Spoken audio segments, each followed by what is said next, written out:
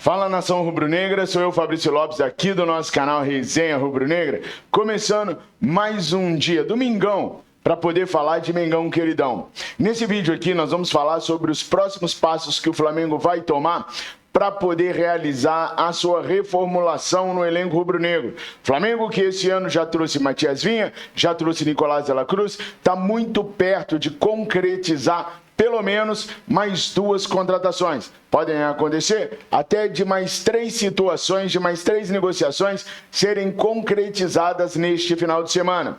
O foco do Flamengo agora é o sistema defensivo. Ontem, contra o Orlando City, nós vimos que o Flamengo ainda padece de problemas defensivos. Por isso, a diretoria rubro-negra pensa em não só trazer um reforço para a zaga, e sim até 2 reforços. Vai depender de uma série de situações que eu vou colocar aqui para vocês agora neste vídeo. Mas eu já peço para você que já deixe o seu like, curta, compartilha os nossos vídeos para que a gente possa sair dessa bolha e possamos ser conhecidos pelos seus amigos, pelos seus parentes, pelos seus colegas de trabalho, de escola. Compartilhando, você ajuda os nossos canais a crescer e a gente a permanecer aqui, fazendo esse trabalho de informação para você.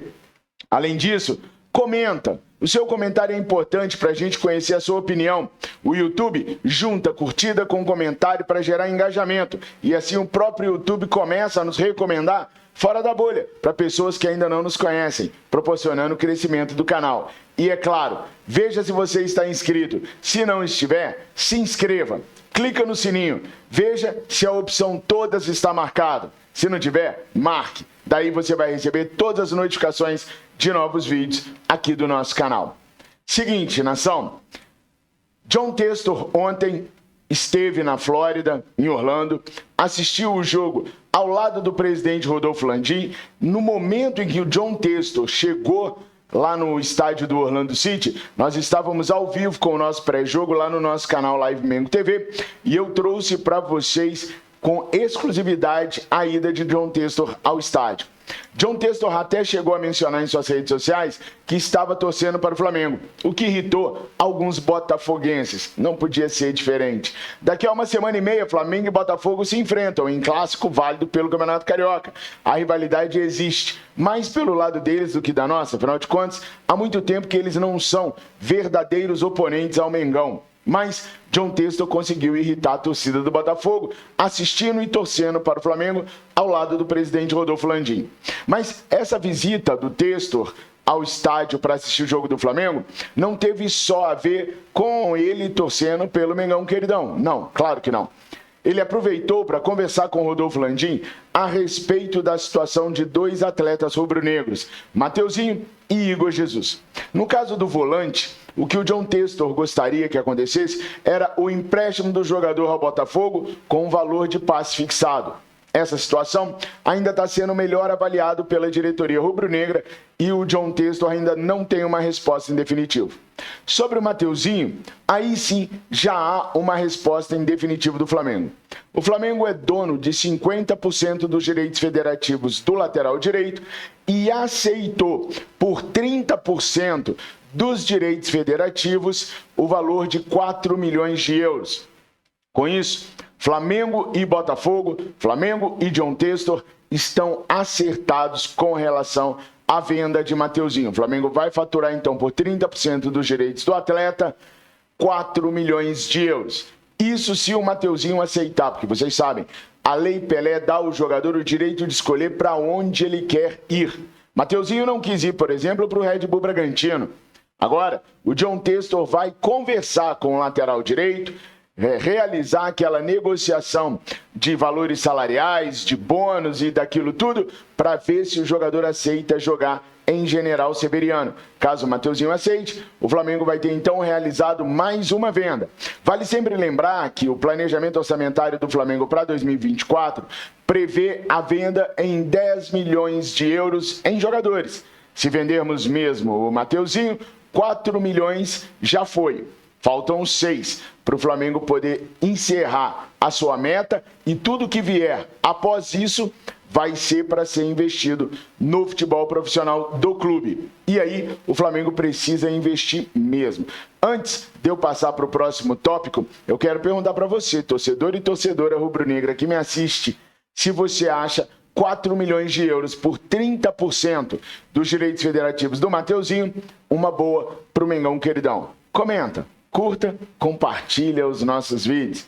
Bom, a zaga é um problema para o Flamengo. Todos nós sabemos disso. Passamos o ano passado sofrendo muito com o nosso sistema defensivo e pelo que a gente viu do jogo de ontem contra o Orlando City, continuamos ainda com os mesmos problemas.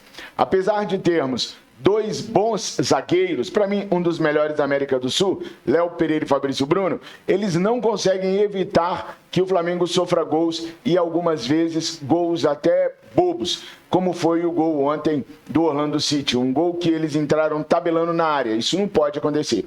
É claro que o sistema defensivo não é formado apenas pelos 2 zagueiros, mas é importante ter zagueiros mais capacitados até para que haja uma competitividade maior no elenco, para que ninguém nunca fique acomodado com a posição. Por isso, o Flamengo está empenhado em atender o pedido do técnico Tite e trazer para o Ninho do Urubu o zagueiro Léo Ortiz do Red Bull Bragantino. Há muito tempo vocês estão acompanhando essa novela do Léo Ortiz com o Flamengo aqui no nosso canal. E vocês sabem que o Flamengo nem estava mais ligando para o Léo Ortiz. Não havia negociações do Flamengo com o Red Bull Bragantino. Mas o staff do jogador e o próprio jogador seguiram lutando por essa transferência que ambos, staff e jogador, entendem como ser a grande oportunidade da carreira do atleta. Com isso, o Red Bull Bragantino, aguardando propostas do mundo europeu que não chegaram, resolveu baixar os valores para poder negociar com o Flamengo. Imediatamente, o staff do Léo Ortiz comunicou ao Brás. Chegando em Orlando, o Brás conversou muito com o CEO do Flamengo, Belotti, com o Rodolfo Landim, e eles já colocaram uma nova proposta na mesa do Red Bull Bragantino. O Bragantino queria 9 milhões de euros. Em contato com o staff do jogador, o Flamengo ficou sabendo que 8 milhões de euros poderia dar certo na negociação para poder contratar o jogador. Então, segundo eu apurei, o Flamengo colocou na mesa do Red Bull Bragantino uma proposta de 8 milhões de euros pelo Léo Ortiz, que teria sido aceita pelo clube paulista. O que eles estão debatendo agora é uma questão que é tão complexa quanto definir valores de compra e venda. É a situação da forma de pagamento. O Bragantino quer reduzir, enxugar essa forma de pagamento o máximo possível. De preferência que o Flamengo pagasse à vista. Como o Flamengo não vai pagar à vista pelo Léo Ortiz, a fase que eles estão agora é justamente a de debater a forma de pagamento. Quer dizer, então, que Léo Ortiz vai ser jogador do Flamengo? Não. Quer dizer que ele nunca esteve tão próximo de ser jogador do Flamengo. Mas se eles não chegarem num acordo com relação à forma de pagamento, o negócio não acontece. Mas nesse momento não está acontecendo nenhuma animosidade mais. Os caras estão se resolvendo bem com relação a essa questão da forma de pagamento também. Acreditamos que no mais tardar, na próxima semana, aí lá para quarta, quinta-feira, no máximo, o Flamengo já possa anunciar Léo Ortiz como seu mais novo reforço. Agora, se engana você, se pensa que o Flamengo está pensando em parar no Léo Ortiz. O Flamengo deixou em stand-by a questão do Domingos Duarte. Com o jogador e com o Getafe, o Flamengo já se acertou. 3 milhões de euros pelo atleta que agora negocia com o Besiktas. Como se trata de um jogador português, a vinda do Domingos Duarte geraria para o Flamengo alguns custos extras que um jogador sul-americano não traria. Então o Flamengo pensa em Sebastián Cáceres. O Flamengo estuda a possibilidade de fazer a contratação do zagueiro uruguaio de 24 anos que hoje está no América do México. O jogador tem contrato com o América do México só até o final deste ano. Os americanos estão pedindo 10 milhões de dólares pelo atleta.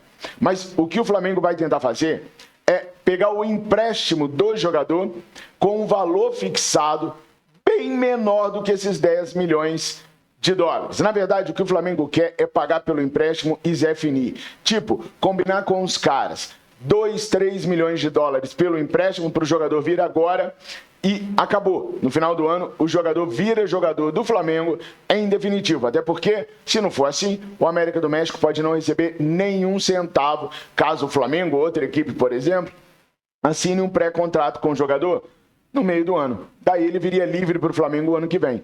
Como o Flamengo não quer o jogador para janeiro de 25 e sim para janeiro de 24, o Flamengo vai tentar negociar com o América do México esse empréstimo, pagando aí cerca de 2, 3 milhões de dólares no máximo para ter o jogador nesse momento. Sebastián Cáceres é um bom atleta, é um grande atleta, também serve à seleção uruguaia, amigo íntimo de Arrascaeta, de De La Cruz, de Guilherme Varela, de Vinha, ou seja, uma verdadeira seleção uruguaia no Mengão Queridão.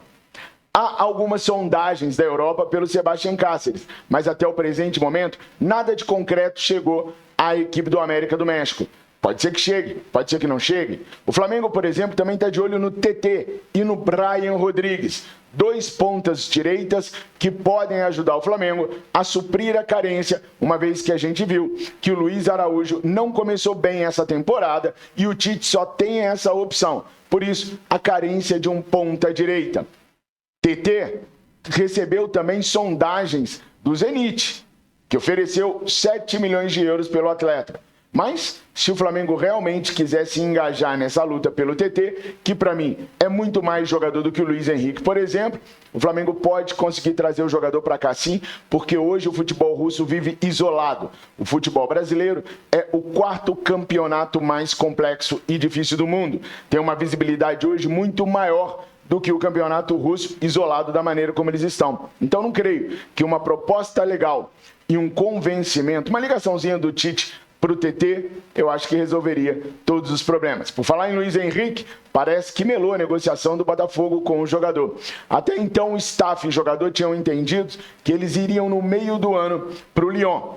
Só que o John Textor falou que isso é ridículo, que o jogador está sendo contratado para o Botafogo e que talvez um dia ele possa voltar para a Europa.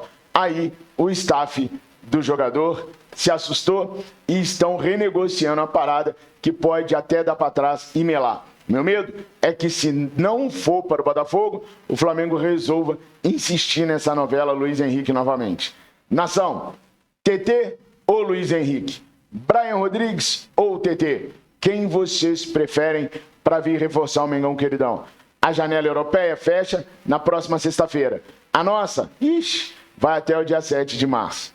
Essas foram as primeiras notícias do dia que eu tinha para passar para vocês.